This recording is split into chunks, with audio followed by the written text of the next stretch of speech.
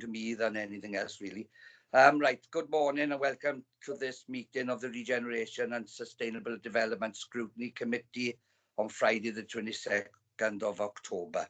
Just to make you all aware, today's meeting will be recorded. Can I also welcome any members of the public and press to today's meeting? Can I kindly ask you to observe the meeting only and not speak or participate?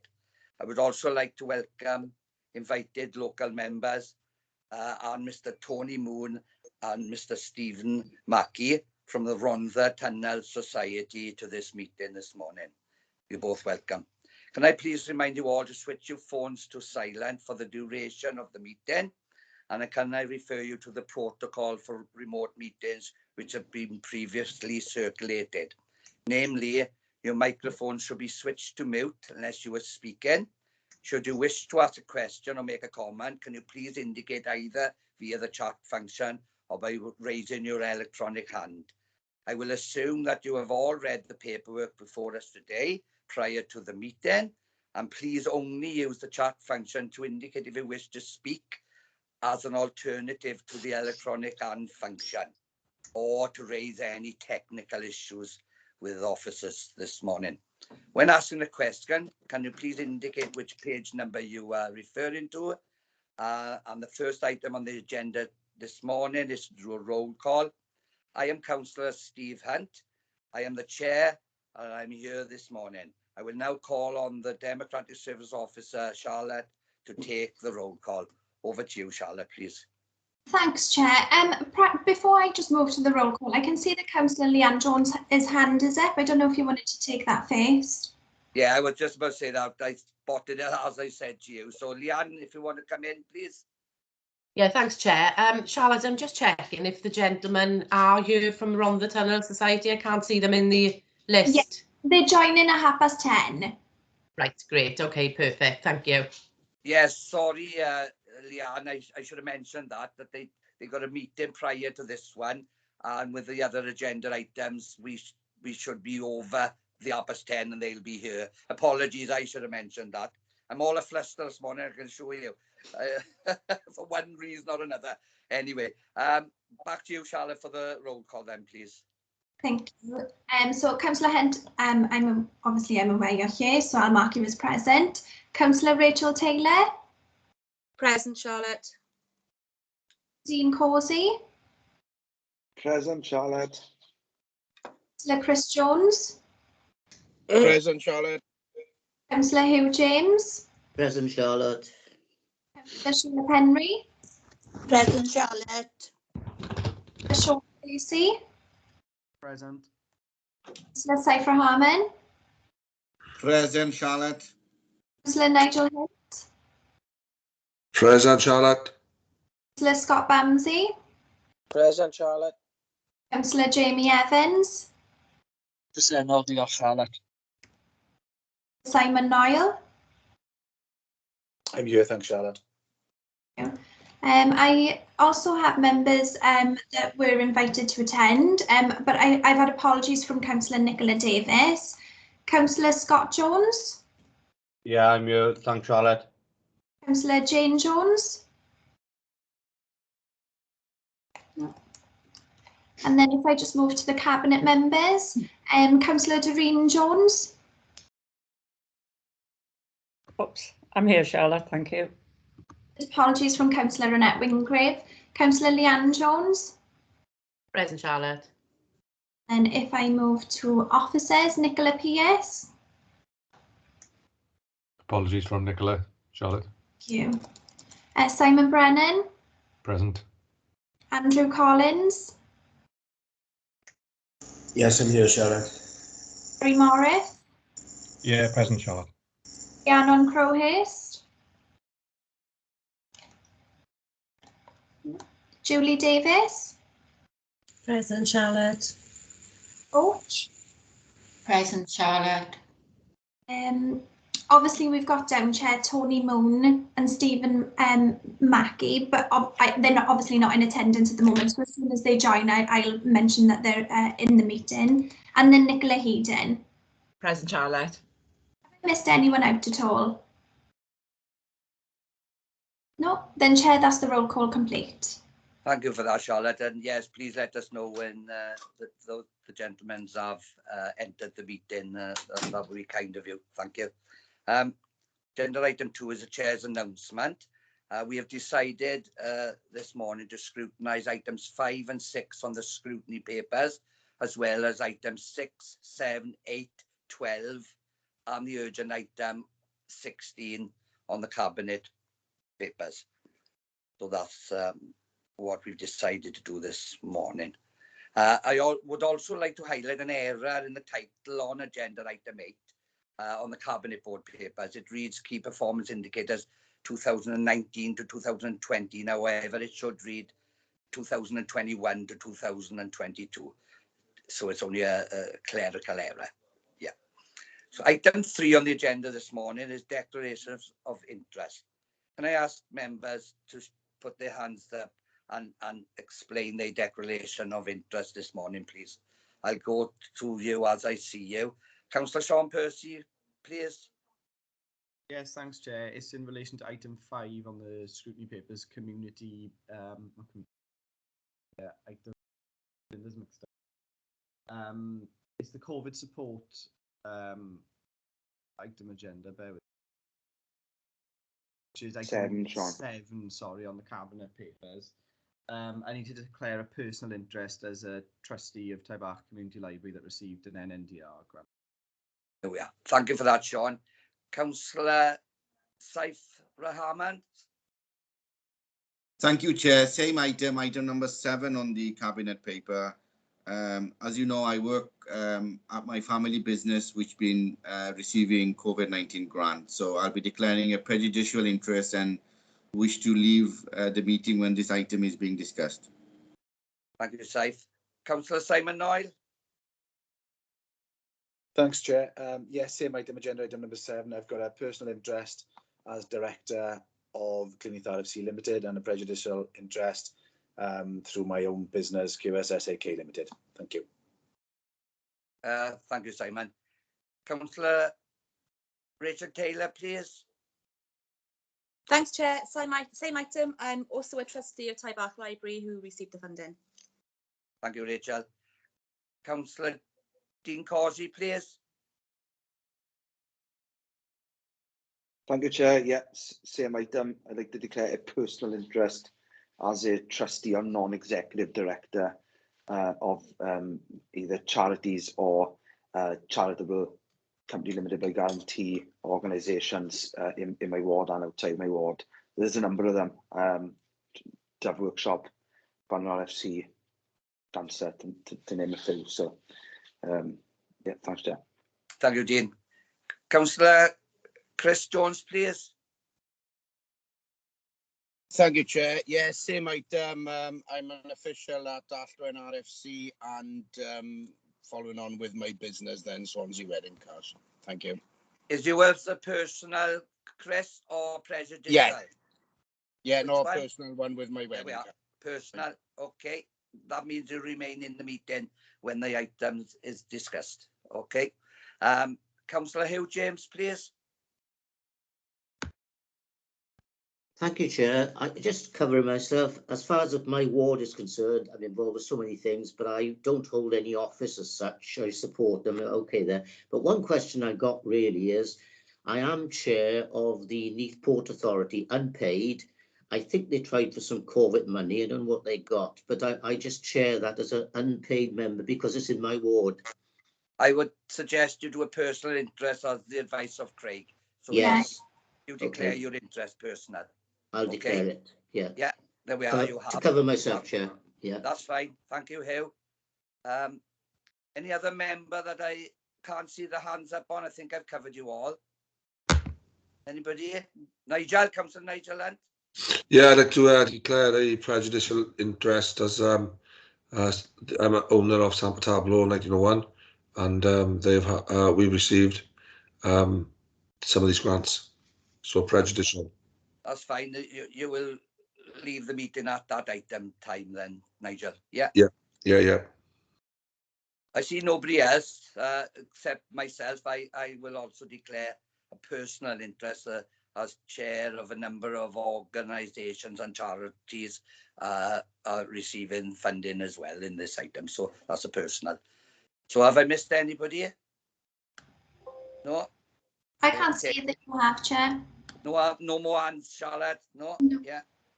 Okay. Item 4 then. The minutes of the previous meeting. They were held on the 30th of July. They're on pages 5 to 10.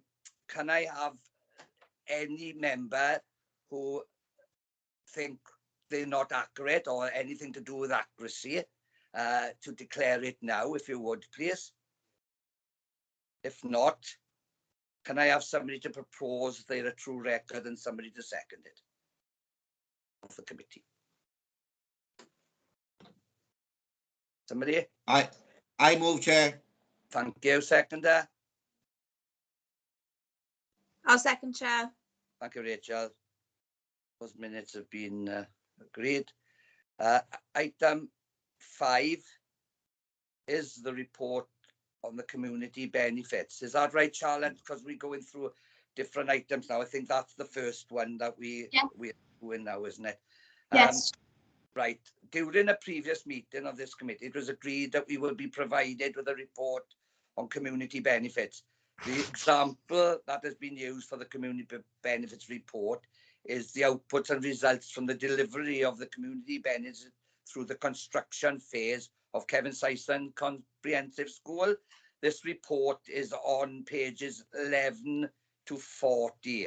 So I would now like to call on the reporting officers Simon Brennan and Claire Roach. I don't know if it's Claire Roach with you today, Simon, but to provide us a brief overview before we move to questions. But if there is other officers, you just remind me. I don't know if Andrew Collins is part of this as well. But over to you, Simon, please. Thanks, Chair. Yeah, my colleague Claire Roach is with us today, Chair, to give a very brief overview at the start and to answer questions. Claire's done an awful lot of good work over the last few years on the community benefits end with some fantastic results that have made a real impact on people's lives, I think. And so I will hand it over to Claire, who will give you a very brief overview and then take any questions you have. Excellent. Thank you, Simon. Thank you, Simon.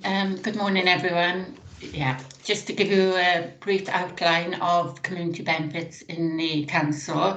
All our construction projects are linked to the South Wales Contractors Regional Framework, and they all...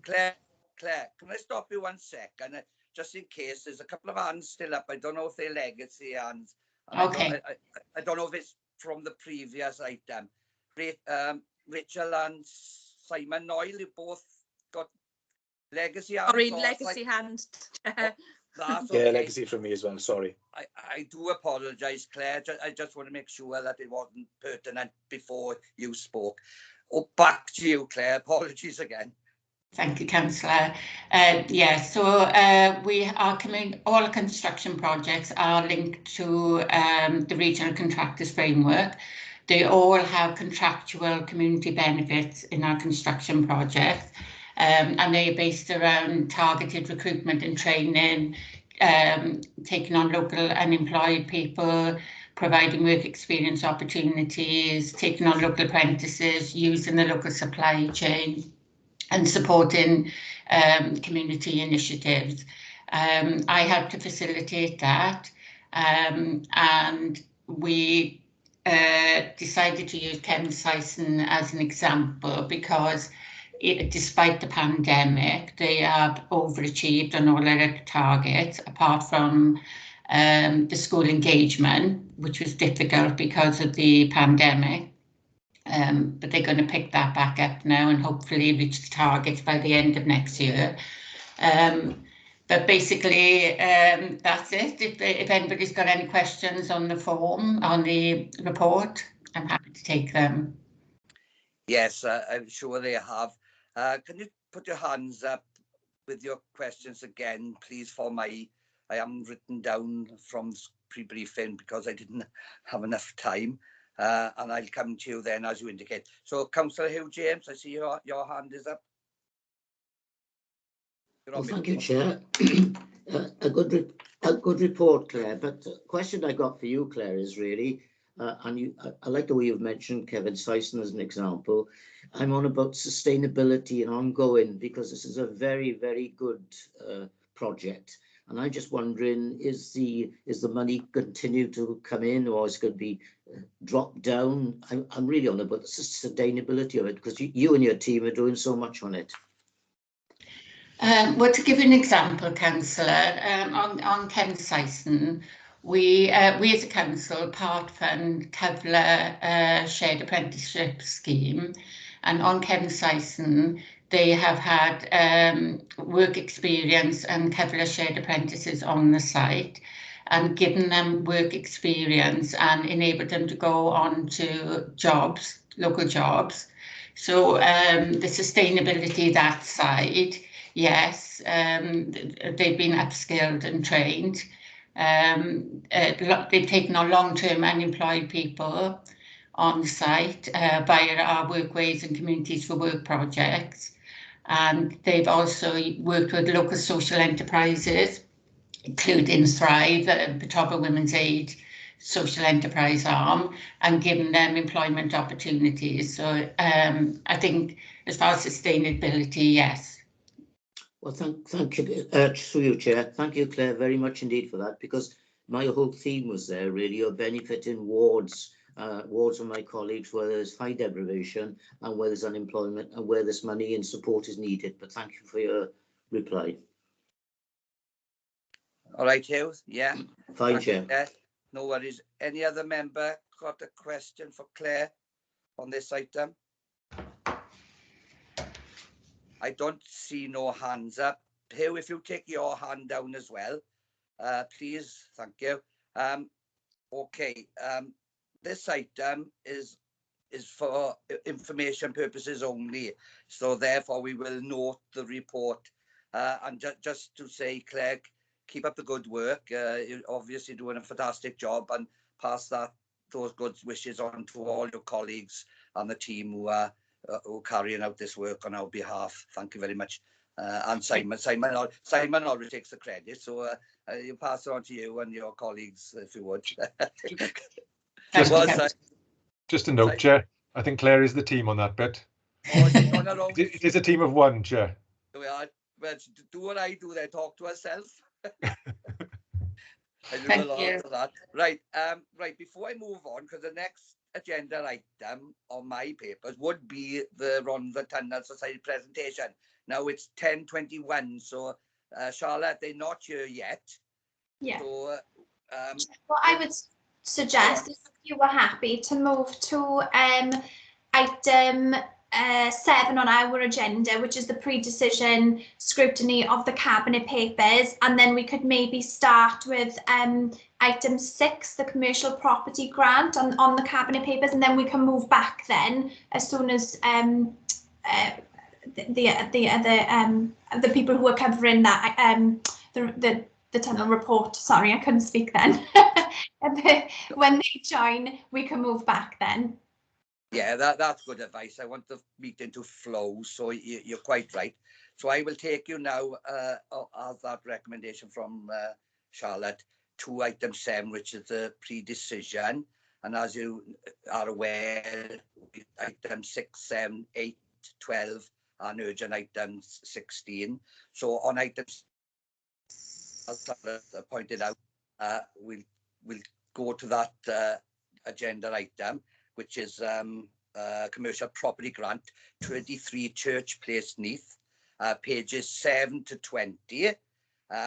Is there a brief or is it questions, straight to questions on this? Which officer would be taking this, Charlotte? Andrew will take this one, Chair. Simon? Andrew will take this one, Chair. Andrew Collins. Andrew, oh sorry, I didn't recognise your voice there, Andrew. Sorry about that. Over to you there, Andrew. If you would, please, just a summary. Yeah. Thank you, Chair. 23 Church Place. I'm not sure if members are aware where Church Place is in Neath, but just in case they're not, it's the square around St Thomas's Church, and it's a very attractive part of the town. It's part of the conservation area, and this is quite an old historic building. It's if you look at the old OS plans, it actually refers to it as government offices. So I'm not sure if any of us were around when it was part of the local government, but it's now occupied by accountants. And as you can see from the photographs, it's got some very unattractive rendering, which is now cracking, and it's actually become dangerous because it's falling onto a public area. So the grant is to replace and re-render the building, Chair. And the report asks that you approve a grant of £11,673 in order to do so. Yeah, thank you for that, Andrew. No officers got anything further to add? No, straight to questions? Okay, I go to Councillor Nigel Hunt first then, please. Thank you, Steve. Yeah, in the background of this item, it says about we target specific commercial centres that could we find out, could we I just like to know where these specific areas are, commercial areas, Andrew. Is it just this one in this part of Neath, or is it anywhere else in the borough? No, it's elsewhere in the borough as well, Councillor Hunt. You know, we offer these commercial grants not just in Neath, but for Talbot, Talbot, and other outlying areas. But they do need to be in a significant visual area. So the idea of the commercial property grant is to essentially improve the street scene. So yeah, therefore buildings that you know are very visible to the public, if you like, and you know have become unattractive or dangerous, and therefore that's what the grant is aimed at doing. It's aimed at to improve the street scene essentially in those public areas. Yeah, I was thinking about the flooring outside the Aberafan shopping centre between the bus station and the shopping centre. It's really old aged. It looks a bit dangerous actually, but it's owned by the shopping centre, not the council. And I was wondering whether that would be possible, whether there could be a bid in for that. Is that an area of paving you're referring to? Paving, yeah, the paving. Yeah, we wouldn't normally use a commercial property grant for that. It's more to do with the visual elevations of the building. But you know, I'm happy to speak to Chris at the centre to see if there's anything that can be done about that. Yeah, I mean visually it looks awful, and it's as you come to the bus station. If you know that area between the bus station and the shopping centre, I mean you compare that with how the civic centre looks. The paving around the civic centre on the other side of the shopping centre, it looks pristine, but there it's really it's dated. It's looking really tired. So, if you like, I'll pick that up with the Aberafan shopping centre. Okay, thanks, Anne. Thank you. Thank you, Nigel. As I said, have a chat with Andrew outside of the meeting on the content of the property grant. I'm sure he will give you all the information you need as to where you can go with anything, put the applications in. They've got an excellent team on that, because I know they've helped me with the commercial property grant myself as well. So, Councillor Sean Percy then, please. Thanks, excuse me, thanks, Chair. Yeah, I'm a big fan of this grant, and you know it has led to several, as you say, unsightly buildings being improved in the area. There's actually one in your ward, Nigel. Talbot Glass was a recipient quite a while ago, actually. We sort of transformed that building. I've got a specific question on this one, Andrew, and that is in relation to what the finish is going to be. And I only ask it because obviously it's a conservation area and the building's pebble dashed at the moment. It doesn't specify other than render. Is it going to be a smooth render on the building when it's redone? We will scrutinise that, Councillor Percy, and make sure that it's fit in with the conservation area, because you're quite right. The existing feldspar pebble dash isn't something I'd like to see replaced.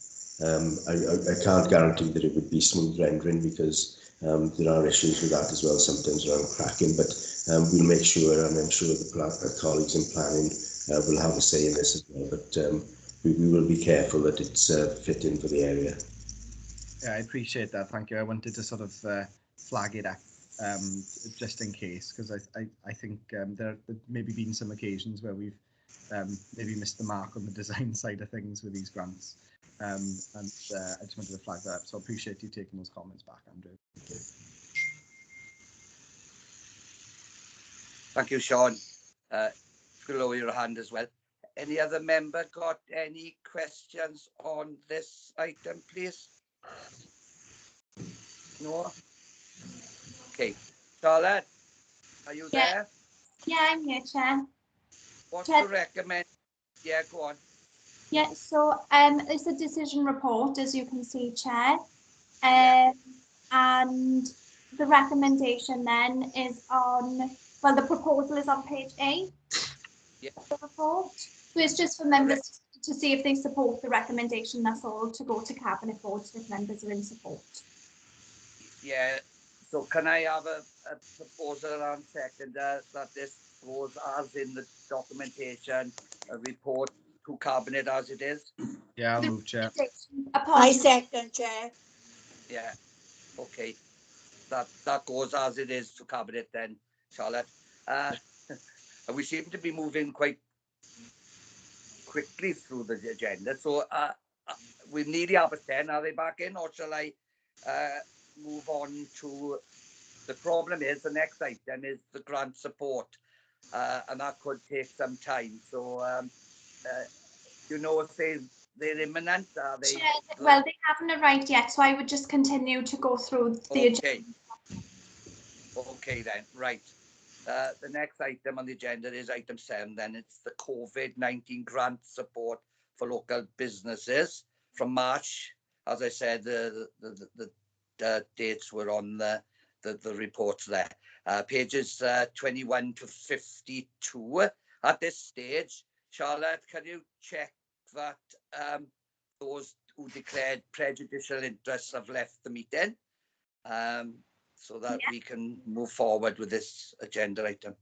Yeah, so just to confirm, Chair, we will need Councillor Cypher Harmon, Councillor Simon Niall and Councillor Nigel Hunt to leave the meeting. So I'll just double check now that they've gone. Yeah.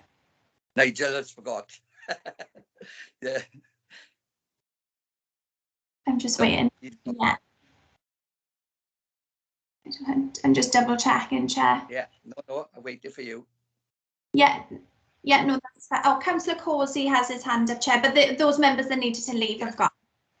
Yeah, I seen Dean's hand going up. I just see what he has to say before we Chair. deal with this. Yeah, Dean. Chair, I don't know if it's my place to come in here, but when we were declaring interests, Councillor Christopher Jones from Athwen mentioned that he'd received his wedding car business had received the grant, but I think he might have got confused with the terminology of personal and prejudicial. It of course is personal because it's his business, but it's actually a prejudicial interest. So I thought for comradely observations, I thought I better bring that up. You are quite right, and that's why I asked him. I couldn't tell him what to declare. Yeah. I asked him at the time, and he said it was a personal interest. But I think, Chris, given the information you have given, it probably is a prejudicial interest. And just to be on the safe side, I think you probably should leave the meeting. Chair, obviously, it's a determination. Okay, Chair. Yeah. Yeah, it's a determination of the member himself. So if Councillor Chris Jones, if you feel then that it is a prejudicial interest, then that is your decision. Yeah, that's what I'm saying, Charlotte. It's up to him, of course. Yeah. Thank you, Chair. Thank you, Dean. You'll all be called back in when we get there. Thank you for that, Dean. Yeah. Okay. And we are still quorate anyway, Charlotte, to deal with this item. Yeah? Yes, Chair, I can confirm that. That's excellent. Thank you. Okay, then. So this item is the COVID-19 grant support for local businesses, pages 21 to 52. I don't know if any officers want to make a statement or a brief comment on this report prior to the questions then. Simon? Yeah. Thanks, Chair. This one will be Julie will be taking this one, Chair. It's Julie and her team who did all the work on the grants throughout the obviously with conjunction with our NDR team as well throughout the pandemic. and did an enormous amount of good work to keep companies that we might otherwise have lost, keep them afloat, and also looking forwards now to the future as well. So I think I'll let Julie take this one and then deal with any questions. That's not a problem. Over to you then, Julie. Okay, thank you, Chair. Thank you, Simon. So the report, you'll obviously have had a look through the report. It is quite a lengthy report. There's a lot of detail, there's a lot of statistics in there. So obviously I'm not going to go through all those today. I thought I'd just pick out the main points, and then obviously I can take any questions that you've got. If we start back in March 2020, we had the UK government to announce the UK-wide lockdown, and Welsh government then announced following that they would be using the non-domestic rate system to deliver emergency grant payments to businesses across Wales. At that time, to qualify for grant support, businesses needed to either be in receipt of small business rates relief, they needed to be operating within the retail, leisure and hospitality sectors, they needed to be a registered charity or a community amateur sports club. Initially, these grants were in the region of 12k, 10k, sorry, and 25k, and the level of support was dependent on the rateable value of their property. What we found, as soon as the lockdown kicked in, it quickly became apparent that there was going to be a huge demand on services in terms of providing that advice and guidance to local businesses to help them access that relevant support and that needed support. In response to this, what we did, we immediately assigned 3 members of the economic development team to support the business rates team. This enabled the business rates team to just concentrate on processing those grants and getting those payments out as quickly as possible, while the economic development team then fielded all the queries that were coming in. And there was a lot of queries at that time via telephone and email. As you can imagine, this was really stressful for the both teams, because behind every one of these applications were individuals who were facing, a very uncertain future. They were losing their personal income, they had responsibility for employees, they had no idea, like us all, how long the lockdown was going to last and what impact this would have long term on the viability of their business. But despite this, the economic development team, they pulled together and they managed to provide a really supportive and practical service during those first 3 months to help those local businesses through the difficult period. There was lots of issues we had to overcome. Many premises weren't on our business rating listing, for example. Perhaps landlords hadn't registered their premises as multiple occupancy, or a unit had ultimately been split, and again business rates hadn't been informed of the change. Many of the local businesses who were claiming small business rates relief didn't actually inform business rates that there was a change of ownership there, because they weren't paying business rates. They didn't think that they needed to.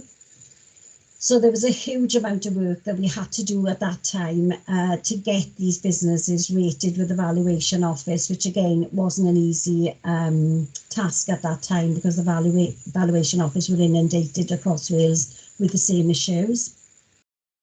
There were a lot of the businesses who struggled to apply with the online application form. So again, we supported them through that process. And of course, not all businesses were eligible for that round of funding, the first funding that came on stream. And daily at this time, there was a huge amount of information that was being released daily from both the UK and the Welsh Government around all the different programmes of support that were available for businesses. So as well as trying to field all these calls, all these inquiries, we also had to make sure that we were on top of everything in terms of the eligibility of all these schemes, the job retention scheme, the furlough scheme, for example. That was so important for local businesses. We needed to know the detail. We needed to know exactly what the criteria was and how these businesses could apply. The self-employed income support scheme, again, was another key one for us. A lot of the businesses, which continued throughout the lockdown, when they were registered self-employed, they weren't necessarily able to access the other grants. So the self-employed income support scheme that was set up by the Inland Revenue was essential for them during that time. So just in those 3 months alone, the economic development team, they helped more than 850 local businesses apply for the grant funding. They dealt with over 3,500 emails, in addition to many telephone conversations on top of that. And importantly for the local authority, they supported the registration of 400 new premises onto our business rating system, which again, you know, is more income for us. Overall, we worked with business rates during that 3 months, and £40 million worth of grants were delivered, and they supported over 3,000 local businesses. What followed on then over the next 14 months was we as an economic development team went on to deliver a further 9 rounds of grants on behalf of Welsh Government, and this came at various points in time in response to the various lockdowns. The first scheme we did was supporting new business starts. We also delivered 3 rounds of the Freelancer Fund, which provided support to businesses and individuals working within the arts, heritage and creative sectors. And then we delivered 6 rounds of discretionary funding, which provided support to micro businesses impacted by the various lockdowns. Overall, during this period, we processed 1,700 applications to the value of 2.4 million. Bearing in mind these were really small scale grants, they varied between 1,500 and 2,500, and they were made to micro-sized businesses, so all under 10, but ultimately for us, most of them were under 5 employees. They were of significant importance to enabling many of those businesses to survive. In the body of the report, you'll see we've included some quotes from local businesses, which I think obviously shows their appreciation of the support they did receive. Also, delivering these grants was important for us because it helped us to engage more with our foundational economy. Our, you know, in other words, those small businesses that service our local needs. That's going to be really important going forward for us. Many of those businesses wouldn't probably normally have come through the council either. So again, you know, we've made that link with them. So, you know, we've worked through applications with them now. We've now got a better understanding of their operations and the support that they will require as we start to recover. Before I move on to what's coming next, I would like to mention the hard work of the team, you know, as they delivered the support. They delivered it alongside their day jobs. This was something that was over and above what they're employed to do. They willingly worked weekends, over bank holidays, they postponed leave, and it was all to ensure that those local businesses received the support they needed and they received it as promptly as possible. So I'm just in awe. I thought they were absolutely fantastic over the period. Also, I'd like to mention internally, a working relationship with Anne Hinder and the business rates team, and in particular Howell and Hugh Jones in finance. They were absolutely fantastic throughout the whole period. You know, getting through all those rounds of funding wasn't easy. You know, it truly was a team effort. So if I have a look at where we go in now, you know, what we've learned, I think what we learned over the last 18 months is it's been particularly difficult for many of our businesses, because many of our businesses are small. But on the other hand, you know, some have adapted well. They've looked at remodeling their operations, they've introduced new services, you know, and they've been active in seeking new ways to generate income. So I think as we go forward, there is no doubt that many of these changes that they've now had to implement will become permanent. So we do anticipate that the demand for investment funding will grow considerably over the coming years as businesses do look to achieve that longer term sustainability. As you'll be aware, Cabinet has recently agreed an additional internal funding of 260,000 to support local businesses recovering from the pandemic and those seeking to make those investments to promote growth going forward. A briefing paper has been prepared for members outlining the proposed application and assessment process for distributing that fund. But in addition to this, Welsh Government has also asked economic development departments across Wales to deliver a business recovery grant on their behalf. So they're moving away from emergency funding, they're now moving into the business recovery phase. At the moment, WLGA are leading on the discussions with all the 22 local authorities, and we're hopeful we'll know exactly how much funding will be allocated to Neath and Talbot. Well, I'm hoping next week. It's been agreed that any additional Welsh Government funding that comes into us, we can integrate it into our existing business grant support schemes. So we're hopeful that we will be in a position to start promoting and delivering the Welsh Government funds in the first week in November, or the second week at a push. before launching our own Neath Talbot Growth and Investment Fund in January 2022. I think that probably covers, you know, the outline of the report. So if anybody's got any questions, I'm happy to take them. Thank you, Julie. That's a very comprehensive report, and I know on behalf of the committee and all those, as you could see from the members that have to declare prejudicial or personal interest, even just here, how you managed and how your team managed to deliver such a package with Anne, I dealt with her directly myself, has been a tremendous effort. You've been exceptional in supporting, and dare I say, a lot of businesses would have folded and gone. So you have sustained so much. It's just unbelievable achievement by you, the team, and everybody involved in this particular grant support for local businesses. So it doesn't go unnoticed, I'm sure. But I'm sure we all want to thank you from this committee, and I'm sure other members are going to echo the same points as I have just echoed. But it just goes without saying, it's just an overwhelming how you have managed it, actually, to be honest with you. But I'm sure we need to pass it back to everybody who's been involved with your teams and everybody in the authority. So just a couple of words from me. I go to the questions that were in the pre-briefing now, and I go to Councillor Dean Causey first, as I've seen his hand going up. Over to you, Dean. Well, thank you, Chair. I haven't done the question. I just want to absolutely echo your words and you know, thank Julie personally. I don't think I've ever met Julie, and I wasn't expecting her to be here today. I'm delighted that she's here. I'm delighted to meet her, albeit virtually. You know, over the 18 months or so, I must have asked her dozens of questions, and nothing was ever too much trouble. The answers always came back. It was never grumpy, which she had absolute right to be grumpy, I would imagine. And she must have had hundreds, and it was an heroic effort. And she was absolutely fantastic. I'm delighted to meet her virtually today. Thank you, Chair. Thank you very much, Julie, to you and your team. Thank you for that. Thank you, Thank you. Councillor Sean Percy, then, please. Thanks, Chair. Yeah, I think I'll have to start with on a similar line to Dean. Julie was one of many people I sort of nagged over the course of the lockdown. So I think maybe Anne got a bit more from me.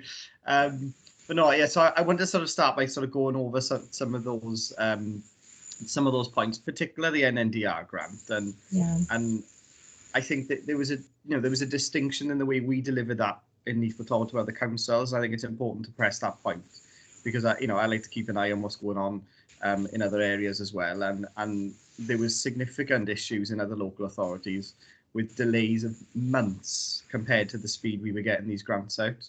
And I think obviously Julie's given some of the background of how hard the staff have been working, or were working, you know, in that really intense time to get that done. And I think, you know, that's the difference. The difference was businesses in other authorities were waiting months for the support, which is just unbelievable, actually. So I think it's really important to acknowledge that and that success of doing that. And I think our local businesses really, really appreciated that. And of course, that came on the backdrop of you guys having a slot nagging you as well with all our queries.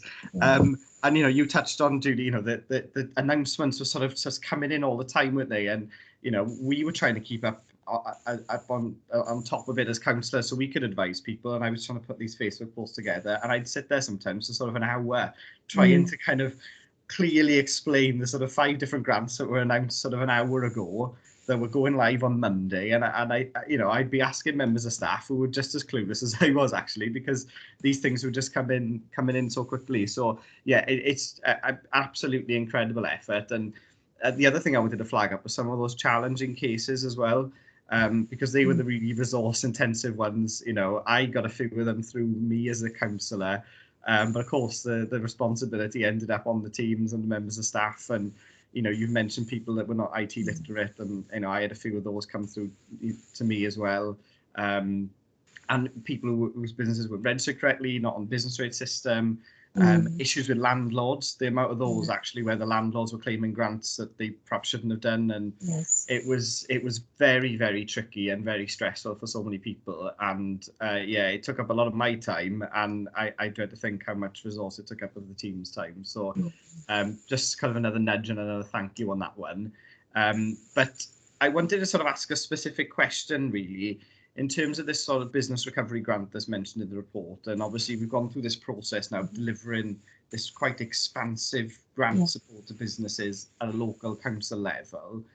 Is this sort of setting the scene for kind of future funding now? Because it kind of feels a bit that way, that maybe Welsh Government is looking at us now. Well, are we the people best placed to do it? Now, of course, resources to deliver that one side, actually, you know, we have shown that we can do that engagement, we can be proactive, which I think was the key to getting these grants out quickly. We were contacting businesses going, well, why haven't you applied for this? You're eligible for this. And I think that sort of side of things is really, really important. So I'm kind of, whether you have the answer, but I'm wondering if the sort of the sense is that we're going to be used to deliver grants like this more in the future. Thanks, Chair. I think you're right. Yeah, I think you're right. I think Welsh Government have quickly realised what a resource the economic development teams within all the local authorities within Wales are. And I think they've realised that they are model around the Business Wales model. You know, hasn't really got the capacity to deliver these sorts of grants. And I think, I don't know, probably Simon will probably chip in and have something to say here as well. But I do feel that this is the way that we are going to be going.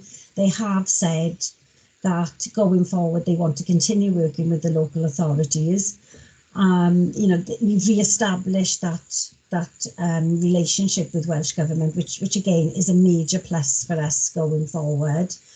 So yeah, I think this is the way it is going to happen. And of course, obviously with UK Government now taking the lead in a lot of the other projects as well, I think it's in their interest now as well to come back and work with us collaboratively. Thank you, Julie. Simon, please. Yeah, thanks, Chair. Yeah, Julie's absolutely right. I think Welsh Government realised the value of both the ability and the contacts that were available within local government and dealing with the local businesses. You know, the people who are got histories with a lot of these companies and can deal with them very well. So I think they understood from the beginning that it would work very well through that process. Julie is right. I mean, the funding landscape is changing, unfortunately. Well, it is changing, so let's say. And we probably have potential for more UK government involvement, where traditionally we've been just liaising with Welsh Government, and that's something that we have to learn and adapt to as well. And I have to say that the working relationship we had with Welsh Government through the pandemic has been excellent. They've been very supportive and worked very well with us. Have understood where our strengths lie and have played to those. And so I think all in all, it's worked very well as a process. And I think, you know, a lot of companies are very grateful for that. As you said, there will always be one or two which didn't meet the criteria for various different reasons. And I think, in fairness to Julie and the team, they dealt very sympathetically with that for people who, you know, were in difficult situations, but for various reasons didn't meet the criteria of the grant. And that's just the way life is, unfortunately. There's nothing you can do about that. We can't give out grants to people who don't meet the criteria.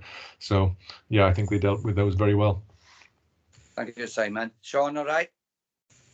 Yeah, just really quickly on that last point, that I think the key point is, though, that we made such an effort to establish whether people met the criteria. And I think that was the really important thing. People expect sort of councils to be a bit dismissive, or, you know, it's very tick boxy, but actually the team made such an effort to establish whether people met the criteria. That was the really impressive thing. And I think that's what really meant a lot to those businesses, that we weren't just picking off the easy things and leaving everybody else there, and that was really, really important. So no, thanks both. Thank you, Sean. Before I bring Hugh in, Simon, I'm sure we all echo Sean's comments as well. You mentioned, Julie, as well, the relationship with the Welsh Government. Do you believe you still have the capacity, support to go forward if this does become the norm within the processes and teams that you have doing so much other work as well. You know, it's important to have an understanding as if it becomes the norm for all these businesses, as you quite rightly said, they'll come out of the woodwork perhaps looking for support. And I'm worried that you haven't got that sort of in place. And is there anything we could do better to make sure it is in place? Just I think quickly. that's something that that we're looking at, Chair.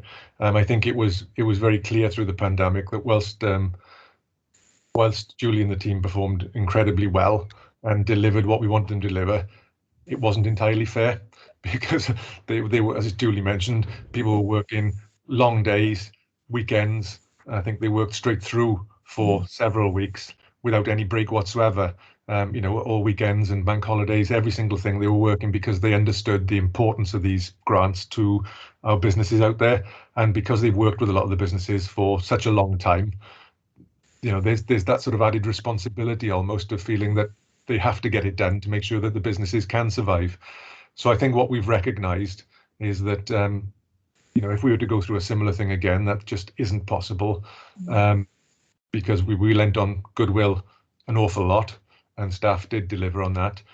So we are looking at how we can resource that team better, because I think the other point is that, you know, at the moment we've looked back an awful lot, haven't we, about what we've done during the pandemic. The key thing here now is how we look forward, because the economy is going to change. We've already seen it, and we've seen some difficulties in the economy through Brexit and through the pandemic itself.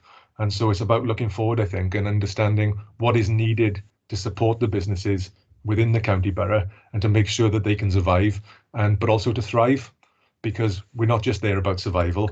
We want to see these businesses grow. I mean, we've had some excellent examples recently, as I mentioned in the previous meetings. You know, we have a couple of local businesses who are looking to go into the recently refurbished metal box premises, for example. This allowed them to expand. So Modular, part of the Hales Group, have expanded. These are key businesses within our local economy. And the important thing is they're local businesses. They're rooted here. So, you know, they tend to employ a lot of local labour. And, you know, what we're trying to encourage them to do as well is to use local supply chains wherever possible. And then we've also got the other part of it then with our sort of new work that's ongoing, some of the bigger jobs, like we're talking to ABP at the moment about their future proposals. So there's a huge amount of potentially really exciting projects that could happen for us. The city deal work through supporting innovation and low carbon growth that all offer opportunities potentially for our local businesses. And I think Julie and the team, Julie, Adil, Sarah, have been really, really good at making sure those businesses are positioned to take advantage of those opportunities. So that's why we think that they need further support, because whilst they're doing a fantastic job, it could be even better if we had more resource. And in fairness, I've been speaking to the chief exec about that, and she's very, very supportive of that too, and wants to make sure that we are in a position for our businesses to look forward as well as survive what the difficult times that we've been through. Thank you, Simon. I'm sure we're all 100% behind you on those comments and additional information. Julie, you all right? Simon's covered that now, have he? Yes, yeah, thank you. Councillor Hugh Johnson, please. Oh, thank you, Chair. Well, first of all, I'm going to reiterate what my colleagues have said, Julie. I've written something down, yeah? I'm going to call you the Lifeline team. It might be a team of three. And I think my question is going to be, you've done tremendous work. I think some of the questions have been answered by you and by Simon as well. We have to really lean and support and lean to Welsh Government, particularly a national government, that this should continue, because let's be realistic about this. There's an ex-booster coming out. COVID is not going to go away as yet. We can see high figures in Neath, Talbot, for example, and businesses have suffered, but you really come to their aid. And what I like about this, Chair, is part of my question, we ought to be doing this perhaps a bit more, because you need the resources, yes, but also we've cut the red tape. We deal with national government sometimes. The time it comes down to, you know, one of the 22 councils like Neath, but there's so much red tape, it takes ages to get out. I think you acted instantly on this, and my question really is to you, Julie, and the team through the organisation there, through Simon. Are you going to continue to lean strongly on this? And I liked your comment that we as a council, with the leadership here, should be looking for more resources, because economic development is going to be absolutely vital in the next couple of years and beyond. Thank you. Julie, do you want to answer that? Yeah. Yeah, I totally agree with you. That's why I mentioned the 260,000 additional funding that the council has found for us. We've then found out about Welsh Government funding. So what we didn't want to do is release that straight away. What we want to do is find out what Welsh Government are willing to fund us with, so that we can put it together as a package. So then we can hit more businesses, we can support more businesses. And again, if there are restrictions with Welsh Government funding, we can make sure that we cover any gaps that maybe their funding wouldn't cover. So again, yeah, I totally agree with you. I think it is about being flexible. I think it is about being responsive now to the needs of local businesses as they go forward. If you look at all the business sectors, they've all been hit differently. You know, some have done okay, some have thrived, some have been really badly hit. So I think we have to be sympathetic towards that in terms of providing the support and make sure that it actually meets the needs, and we don't put it in a box for all to fit, which is sometimes the case. And no, I'm sorry, you don't fit in that box, you're not ticking the boxes, so we can't give you the funding. I think the flexibility is key going forward for us. Thanks for that, Julie. Hugh, did you want to come back? Okay. I just want to thank Julie for that. And again, Julie, you've answered that question absolutely spot on. And thanks to Simon. I'm a great believer in economic development. It's like tourism, and the chair knows where I come on that. You know, local authorities have pushed it at the back burner, thinking that national government and Welsh government will do it. They won't. It comes down locally. We know this area. We know this county borough. So thank you for letting me say that, Chair. That's all right, Hugh. I'm sure we echo your comments. I don't see any further hands up. Just finally, can I, Julie, Simon, take it back to all the comments that you've heard today, back to your teams, explaining how proud we are really of the exceptional work they have been doing and continue to do on behalf of all of Neath and Talbot, so businesses and residents and so forth. So thank you. I don't see no further hands up. As I mentioned earlier, this report is for information only, so we just need to note this report. Now, before I move forward, Charlotte, obviously you need to invite the members back in, and can you confirm that I can go back to the scrutiny papers for agenda item, what was it now? Let me find it. The Rhondda Tunnel Society presentation with Stephen Mackey and Tony Moon. Are they here? No, Chair. We're trying to get them in the background, but we still have no luck at the moment. What I'll do is I'll call in the members now, and then if we just continue then to the PI report as we scrutinise that. So bear with me while I just call in the other members. Invite them back in then, yeah.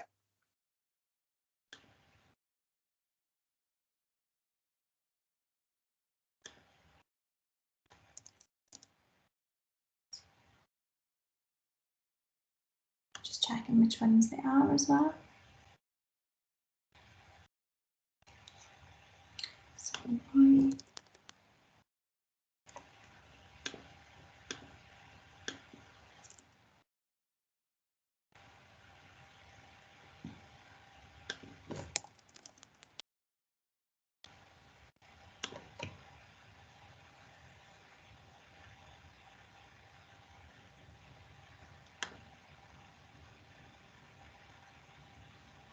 Sorry, Chair, I'm just...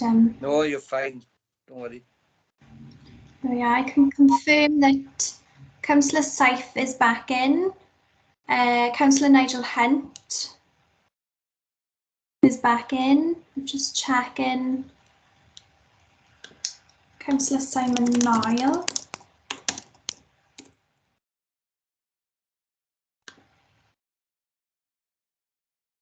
I'm just calling in Councillor Chris Jones and Councillor Simon Noyle. They don't seem to be answering me at the moment. Okay. If you want to just keep trying to get them in, but I'll move progress. Yeah, that's fine, Chair, if you're happy with that. Yeah, definite. As indicated, agenda item 8 is the key performance indicators, and it should read, apologies, the paperwork is a little bit wrong, but it should read 2021, 2022, and it's the quarter 1 April, 1st of April to the 30th of June. Is there an officer or anybody going, or Kerry, I see your hand up, Kerr. Over to you then, please. Yeah, thank you, Chair. It's just a flag. I think there's been an issue in terms of which version of this report has been circulated. Looking at the actual appendices, they are incomplete, and it looks like it's an earlier version of the report. Right.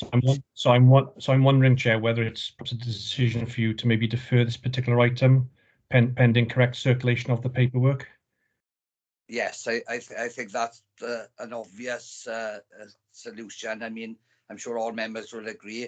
We can't scrutinise an inaccurate report, which is just a clerical error again, I would assume. So, Charlotte, can you minute that we go into defer agenda item 8, the key performance indicators, and they can be brought back as and when in future meetings. Thank you, Kerry, for pointing that out. I do appreciate it. Okay, let me go back to the agenda then. Chair, yeah, go on. Sorry, what I would suggest is, obviously we're still in public session at the moment. Yes. If we could just go back to the scrutiny agenda and deal with the forward work programme item, and then if we move then to the urgent item, and we'll move into private then to discuss the private items then in private, if that's okay. Yeah, that's what I was actually going to ask you, because we've also got the presentation in the, not in private, so we don't want to be going into private and perhaps going back into public, because of those who may be with the press and so forth at the meeting. So again, if we could try and get the Rhondda Tunnel gentlemen for the presentation in, but as you quite rightly say, I go back to the scrutiny papers and deal with the forward work programme. Again, that item is for you, Charlotte. I always use Democratic Service Officers to take this item, so I know you're multitasking, but over to you for the forward work programme item then, please. Yeah, Chair, no, that's absolutely fine. Obviously, members, you've got the forward work programme in front of you. I know quite a while ago now, well, it wasn't that long ago, you had a forward work programme session, so your forward work programme's obviously been populated from that. So you'll probably see a few more items than previously. But yeah, that's still a working document. So if there's anything additional you would like to add at all, then obviously you can email us outside the meeting. But other than that, Chair, that forward work programme's for noting. Excellent. Everybody happy with that? Thank you, Charlotte. Chair, if I could back in prior to you moving us to the urgent item. Obviously, you were meant to have a presentation this morning on the Rhondda Tunnel from Mr. Moon. Unfortunately, they haven't been able to attend yet. So I think what we'll do is we'll move into private session, and I think Andrew Collins, we'll move into private session to deal with the urgent item, but while we're in public session, I think it would probably be best if we potentially defer that presentation. And I don't know if Andrew Collins wanted to just come in briefly and explain about the potential deferment of the Rhondda Tunnel item and the private item as well. Yeah, if we can't get them in, and we have to move forward into urgent and private. Obviously, there's a agenda item, the Rhondda Tunnel project update in private, which Andrew, obviously I don't want you mentioning that a year now, but if you've got anything to add on the presentation, by all means come in now, but please do not mention anything in relationship to agenda item 12. Thank you. Yeah, I've just spoken to Jane Woodman-Ralph, Chair, and Jane has asked or proposed that the entire item be deferred until a later board meeting, so that the representation from the Rhondda Tunnel Society can make their presentation before you consider the board report that I would be presenting. I've got no objection to that. This report is not time crucial. We want to consider it as soon as we can, but it's not urgent that it is discussed and decided upon today, Chair. So I'm quite happy, to let democracy take its course and for the Rhondda Tunnel Society to have their presentation at the same time as the report is considered in private. How do members feel about, obviously it would be nice to have the presentation so that we'd have a better understanding when the agenda item project update report is also part of that today. So if we don't have the presentation, then I would suggest on Andrew's advice that we do defer both, so that private item is not scrutinised this morning, but that's not my decision, that's members' decision. So I see Sean has his hand up, so I'll go over to Councillor Percy first to see his views on this. Yeah. Chair, Yeah. sorry, Go Councillor. on, Charlotte. Yes, I do apologise. Before you just bring in the other members, obviously as well, this is advice from officers as well. The presentation is our item on our scrutiny agenda, but as you can understand as well, the item 12 is actually on the Cabinet Board papers, so it would be for Cabinet to defer that item essentially. So hopefully what we're doing is asking that they'd be happy to do that. Obviously a few members are happy to as well, and therefore you can go to the other members then to see their thoughts, if that's okay. Yeah, before I bring Sean in, that's exactly what I was going to explain. Of course, it's Cabinet. When it gets to Cabinet, they'll have to decide whether they take that report forward. So all I was going to suggest is perhaps have a recommendation from the Scrutiny Committee, because we would obviously want to scrutinise the report. Therefore, we wouldn't be able to fulfil our part of the agenda item this morning. And that's all I was referring to. Of course, I understand fully it'll be a decision for Cabinet at the time, but for them to have an understanding what's coming from our meeting with our members this morning. But I'll go over to Sean, Councillor Percy now then. Yeah, thanks, Chair. Yeah, I'd certainly want to hear from the Rhondda Tunnel Society before we consider the board report, particularly as it's a matter for decision on the board report. But what I would say is I wouldn't really want to. I'd like to hear from the Cabinet member, if possible, if they are minded to agree with the deferment, because if they're not, I'd rather scrutinise the report without the Rhondda Tunnel Society presentation if Cabinet are going to make a decision today. So it's important that the Cabinet member present would agree to the deferment before we decide whether or not to scrutinise, if that makes sense. Thanks, Chair. Yeah. There's a lot of hands going up, Charlotte. Before I come to you as well, that is a good point, Sean, and it was remiss of me at the beginning of the meeting as well to welcome Councillor Doreen Jones to the meeting this morning. I would assume she's sitting in for Councillor Annette Wingrave or as Cabinet member, so she probably wouldn't be conversed with this portfolio as such. But Councillor Leanne Jones is there as well. So Charlotte, I will refer to the Cabinet members for their opinions. But was there something else you wanted to make before I did that?